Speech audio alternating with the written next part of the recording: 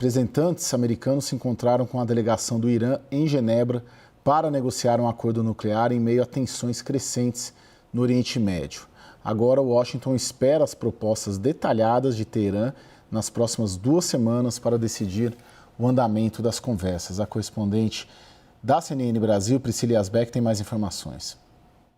O ministro de Relações Exteriores do Irã, Abbas Araqchi, disse que Teherã e Washington chegaram ao entendimento sobre os princípios orientadores centrais para um possível acordo, mas a fase de redação e elaboração de um texto será mais difícil. Ele disse que as conversas realizadas em Genebra foram mais sérias do que a rodada anterior, que aconteceu em Omã na sexta-feira retrasada, e descreveu as negociações dessa terça como positivas, mas alertou que um acordo não será alcançado rapidamente. Araqchi também disse que a data da próxima rodada de negociações ainda não foi definida, mas afirmou que os dois lados concordaram em preparar rascunhos do acordo e trocá-los antes do próximo encontro. Do lado dos Estados Unidos, fontes que conversaram com a CNN disseram que a percepção foi de que houve progresso, mas ainda há detalhes a serem discutidos e os iranianos vão apresentar nas próximas 2 semanas propostas detalhadas para tratar de algumas das lacunas que apareceram nas posições de ambos os países. Assim que as negociações começaram em Genebra, a mídia estatal iraniana reportou que o Estreito de Hormuz, que é responsável por 1/5 do fluxo global de petróleo, foi parcialmente fechado por causa da realização de exercícios militares da Guarda Revolucionária Iraniana. Esses exercícios também aconteceram nesta segunda-feira, fizeram com que o preço do petróleo Brent, que é a referência global, subisse, mas nesta terça-feira o petróleo voltou a cair com as notícias e relatos sobre a possibilidade de um acordo depois das conversas em Genebra. Também nesta terça-feira, o líder supremo do Irã, o Ayatollah Ali Khamenei, respondeu às ameaças de Donald Trump, que tinha dito que uma mudança de regime no Irã poderia ser o melhor a acontecer, e ele disse que os Estados Unidos continuam dizendo que enviaram porta-aviões ao Irã e disse que um porta-aviões é certamente um equipamento perigoso, mas mais perigoso do que o porta-aviões é a arma que pode afundá-lo, então fazendo referência ao envio feito pelos Estados Unidos de 2 grupos de ataque à região do Oriente Médio, um em janeiro e outro na sexta-feira, incluindo o porta-aviões Gerald Ford, que é o maior do mundo. Entre os impasses para um acordo estão o fato de que os Estados Unidos gostariam de ampliar a pauta desse acordo para que ele representasse um avanço em relação ao acordo de 2015 firmado na gestão de Barack Obama. Então, Donald Trump gostaria que o Irã se comprometesse com enriquecimento zero de urânio, que tratasse da desmobilização do seu arsenal de mísseis guiados e também discutisse o apoio do Irã a grupos armados na região. O Irã já disse anteriormente que só vai discutir restrições ao seu programa nuclear em troca do alívio das sanções dos Estados Unidos e que não vai aceitar o enriquecimento zero de urânio e também que não vai conversar sobre a sua capacidade de mísseis. Priscila Yazbek, de Nova York, para a CNN Brasil. E participa agora conosco o cientista político Maurício Santoro, professor de Relações Internacionais e colaborador do Centro de Estudos Político-Estratégicos da Marinha. Bem-vindo, Maurício. Boa noite, Caio. Boa noite, Dorival. Boa noite, meu caro. Maurício, uma progressão dos dois lados anunciada, mas que faltam ainda detalhes. O que seria, na sua visão, uma progressão, tendo ainda que acertar detalhes? Bom, primeiro, as 3 demandas que os Estados Unidos fizeram ao Irã, né? Programa nuclear, os mísseis balísticos e o apoio, o fim do apoio a todos esses grupos armados no Oriente Médio, são demandas muito profundas. Isso significaria para o Irã abrir mão de toda uma política externa, de toda uma política de defesa que a República Islâmica vem desenvolvendo desde a década de 80. Então, seria uma reviravolta realmente muito profunda. O segundo ponto é que o Irã negocia a partir de uma posição de fraqueza, de dupla fraqueza, na realidade, né? Porque no ano passado houve aquela guerra entre Irã e Israel, também com uma breve participação dos Estados Unidos, e um conflito que foi muito negativo para o Irã. E nessas últimas semanas nós tivemos enormes protestos no Irã, os maiores em muitas décadas, com um nível também brutal de repressão política contra esses manifestantes, né, com milhares de mortos. Então, o regime iraniano está numa posição atual de muita fragilidade. Então, faz sentido de que os líderes iranianos estejam dispostos a abrir mão de muita coisa. Talvez não de tudo aquilo que os americanos estejam pedindo, mas ainda assim com uma progressão com relação ao que existia antes. Dorival? É possível vislumbrar um ponto de equilíbrio entre as demandas dos dois lados, que seria, bom, o Irã aceita interromper seu programa nuclear e aceita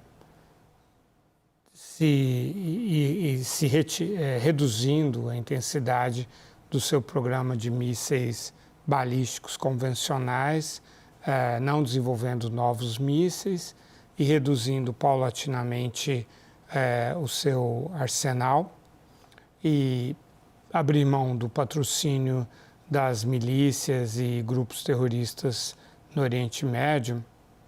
E como contrapartida, os Estados Unidos retomarem o comércio com o Irã, né, liberarem o Irã para o comércio de petróleo e intensificar e dar incentivos econômicos para a economia iraniana, que está numa situação extremamente precária. Qual que é o problema, né? O problema se você aplica a teoria dos jogos, é o dilema do prisioneiro de cada lado. Quer dizer, de um lado, os Estados Unidos não confiam no Irã, porque há uma opacidade muito grande no regime, sobre se o regime, claro, haveria um regime de inspeções, né, tanto em relação ao programa nuclear quanto em relação ao programa de mísseis balísticos. Inclusive, o Irã fez contato hoje com a Agência Internacional de Energia Atômica, mas o Irã é um país grande e com grande capacidade de fazer coisas escondidas, como fez no início dos anos 2000 com o seu programa nuclear. E, por outro lado, foi o presidente Trump que rompeu o acordo nuclear que o Irã tinha firmado com os Estados Unidos de Barack Obama.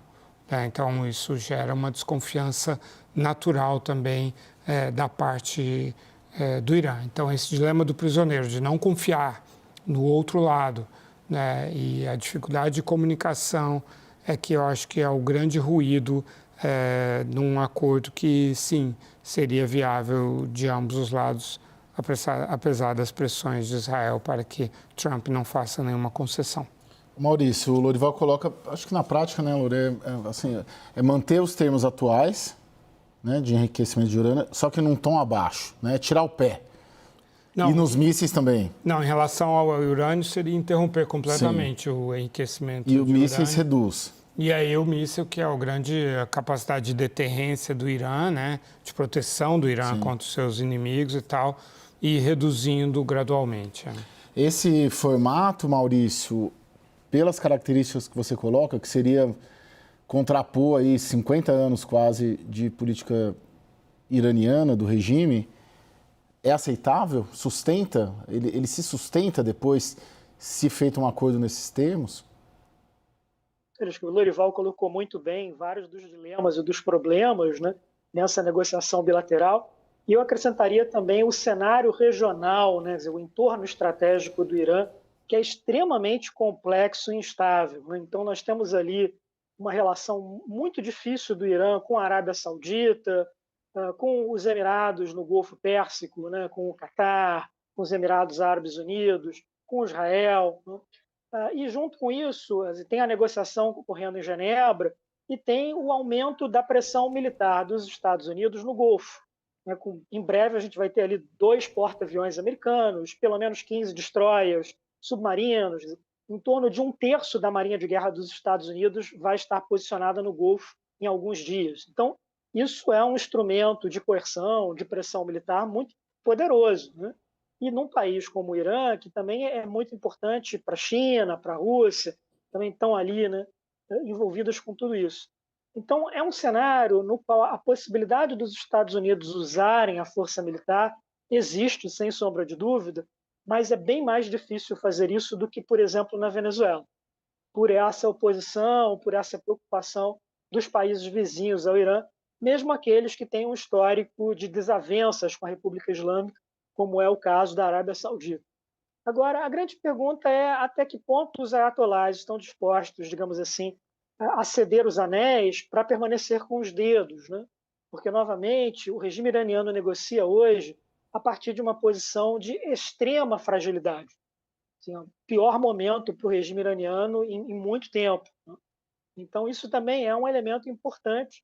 E também há um dado muito interessante, né, que é o modo como o governo Trump vem negociando, sobretudo no Oriente Médio, que é essa diplomacia mais pessoal do presidente, por meio de 2 enviados com os quais ele tem uma relação até familiar, né, como é o caso do Jared Kushner, né, do seu genro, e do Steve Witkoff, né, que é um amigo, né, um parceiro de negócios, e 2 negociadores que estão, em grande medida, contornando aquela burocracia tradicional do Departamento de Estado americano, do Conselho de Segurança Nacional, com uma vontade de fazer as coisas muito mais rápidas, né? Mas também com interesses pessoais, empresariais no Golfo Pérsico, que colocam uma série de questionamentos, até éticos mesmo, de tudo aquilo que eles têm negociado.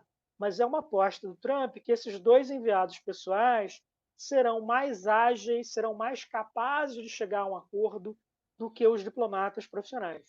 Ô Lorival, agora o quanto que essa negociação ela é influenciada ou não influenciada pelo envio do porta-aviões americano, pelo Irã fechar o Estreito de Hormuz, né?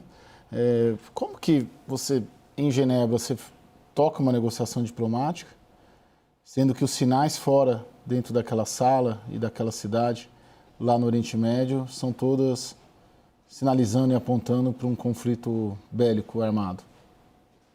Bem, essa é a forma de negociar numa posição de força, né? De aumentar o incentivo por meio da punição, né? Da força da punição. Então, eu estou te oferecendo isso aqui, é a sua última chance, se você não aceitar, eu tenho o porrete, né?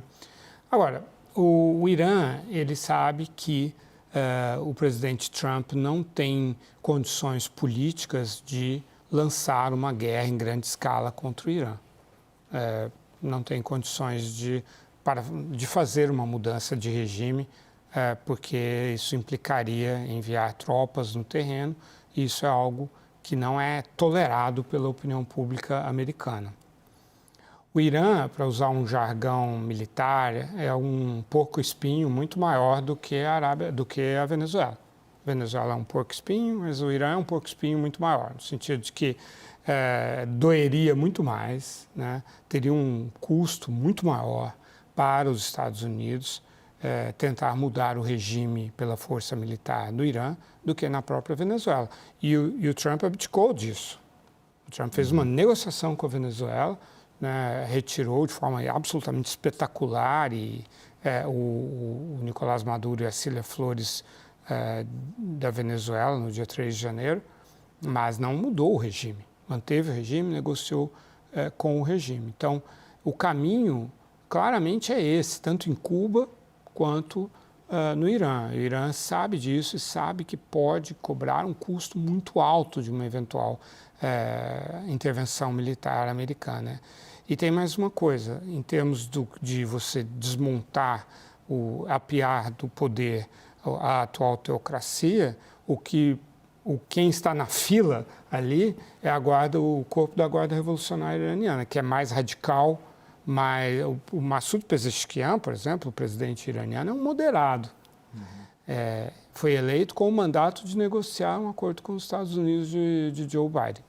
Agora, o corpo da Guarda Revolucionária Iraniana, mediante uma tentativa de mudança de regime, iria para algo muito mais radical. Agora, nos termos que vocês colocam aqui, esses termos que vocês apostam que serão a base do acordo, Maurício, ela garante, ainda que haja um acordo, que os dois lados vão cumprir? Ou principalmente que a concessão dos anéis, para ficar na expressão que você usou, para não dar os dedos por parte do regime iraniano, garantiria que os Estados Unidos ali na frente não interviesse para derrubar o regime? Qualquer acordo que eventualmente seja negociado em Genebra, né, vai ter que incluir um sistema de verificação, medidas ali de construção de confiança muito duras, muito profundas, pelo que é essa dificuldade histórica dos dois governos, né? Sequer mantém relações diplomáticas, né? Não tem uma embaixada americana em Teherã, não tem uma embaixada iraniana em Washington. Então, tudo isso vai ser muito difícil. Agora, quanto a uma eventual tentativa americana de derrubar o regime iraniano, Quer dizer, nesse momento, os Estados Unidos estão muito envolvidos na questão de uma mudança de regime em Cuba, até por razões ligadas à carreira do secretário de Estado, ao Marco Rubio, né? E provavelmente nas próximas semanas, nos próximos meses, nós vamos ver uma crise política e até uma crise humanitária muito profunda em Cuba. Eu não acredito que seja possível, nem mesmo para os Estados Unidos, um envolvimento em operações de mudança de regime ao mesmo tempo, né, tanto no Caribe quanto no Golfo Pérsico, né? Quer dizer, há um limite para o que o governo americano tem disponibilidade para fazer, tem o interesse em fazer. E o cenário no Oriente Médio é bem mais complicado, inclusive pelas resistências, pelas restrições colocadas pelos países do Golfo ao envolvimento maior dos Estados Unidos na questão ali de uma eventual derrubada do regime iraniano. Mas é um cenário, eu diria assim, extremamente turbulento, né? E a gente pode até colocar, de um ponto de vista simbólico, né, a trajetória do Gerald Ford, né, que é esse porta-aviões, que é o maior navio de guerra do mundo hoje, que ele estava no Mediterrâneo no final do ano passado, foi para o Caribe, participou da operação na Venezuela, agora está novamente a caminho do Golfo Pérsico. Quer dizer, é um só navio, mas ele representa ali muito bem esse pêndulo, né, na política externa, na política de defesa dos Estados Unidos nesse início de 2026.